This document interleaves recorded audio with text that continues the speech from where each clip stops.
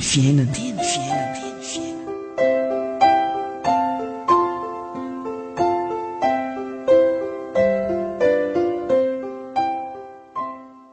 Hitako ny teninao ka nohaniko, ary ny teninao ny fifaliako sy firavoravoan'ny foko. Fa nantsoina amin'ny anaranao aho, Jehovah, Andriamanitry ny maro. Amen. Jeremia 5:12 ny 5:12. Ny fieveran'i Jeremia mpaminany ny tenin'Andriamanitra dia sakafo hohanina ry havana. Amin'ny Jeremia tsy mampaninina mihitsy na tsy mahina-kanina mifady hanina mandritra ny firy andro aza, toy izay tsy mihinana ny tenin'Andriamanitra. Sakafo tena mahavoky ny nofo sy ny fo amam-panahy, ny saina rehetra ny tenin'Andriamanitra, ary ampatsahivona anao izay miaino izao zany ry havana. Tadidio, aleo tsy mihinan-kanina ry havana, toy izay tsy mahazo ny tenin'Andriamanitra. Ilaintsika ny tenin'Andriamanitra. Aleo tsy misakafo maraina tsy izay tsy maheno tenin'Andriamanitra. Ilainao ny tenin'Andriamanitra fa io ny sakafo mahavelona ny fanahinao sy ny fonao rehetra. Ny fanahinao sy ny sainao nge rerahan'ny azakazaka izao tontolo izao rerahan'ny tenin'olombelona rehetra izay manakivy ianao.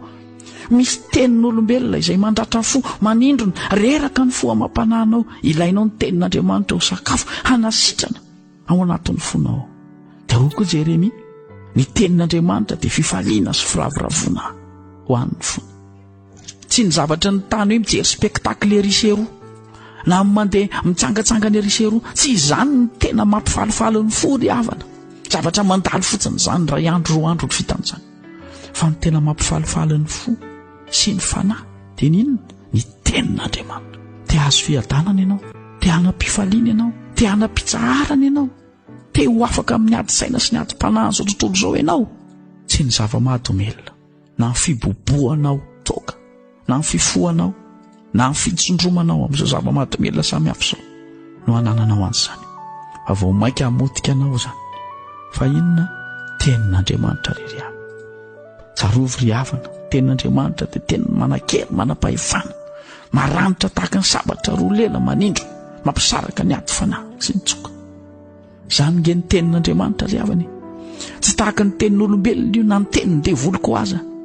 Fa ny tenin'Andriamanitra dia miavaka amin'ny teny rehetra satria teny misy hery, manam-pahefana, mandrava, mandrodana, manimba ny anjera, ny asan'ny maizina, ny olana, ny korotana rehetra eo amin'ny fiainanao. Androany, fikiry mafy ny tenin'Andriamanitra. Ianao ilay nantsoina amin'ny anaran'i Jehovah Andriamanitra. Ianao ilay nalaiko tany amin'ny sisin'ny tany ozy izy, tany amin'ny faran'ny tany. Mpanompoka ianao, efa novidiako ka tsy mba nariko. Fa saingy sao Jehovah, tany mafy ny teniko, fa io ny fiainana ho anao.